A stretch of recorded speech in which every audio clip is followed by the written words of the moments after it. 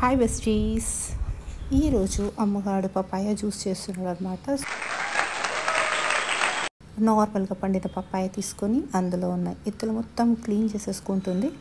So ఇలాంటి విషయాలలో అమ్మ చాలా డెడికేటెడ్గా ఉంటుంది, ఎవరిని చూడదు కూడా.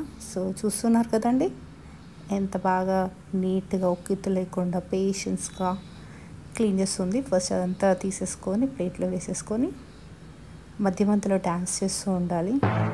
ఎందుకంటే మనం పని చేసేటప్పుడు డ్యాన్స్ చేస్తూ ఉంటే పని చేసినట్టు ఉండదు కదా. సో ఒక్కొక్క ముక్క మిక్సీ జార్లో వేసేసుకోవాలి, ఒక్కొక్కటిగా వేసుకోవాలి. అలా అయితేనే పపాయ జ్యూస్ టేస్టీగా అవుతుంది.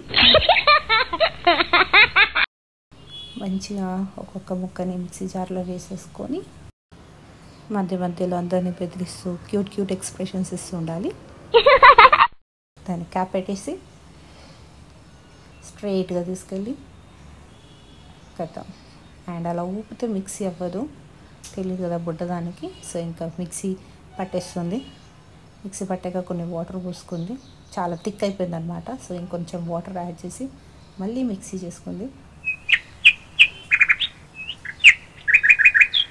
సో మంచిగా మిక్స్ అయిపోయిన జ్యూస్ని తీసుకొని స్ట్రైట్ అవే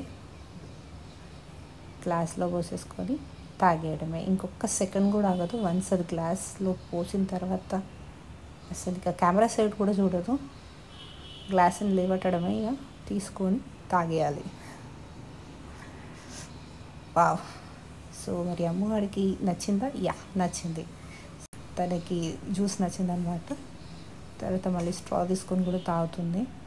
కానీ పాపం స్ట్రాని లాగలేకపోతుంది అనుకుంటా, నాకు రావట్లేదు జ్యూస్ అని చెప్తుంది. ఇంకా వాళ్ళ అమ్మమ్మ కూడా టేస్ట్ చూపించింది. అలా అనమాట. Thank you for watching.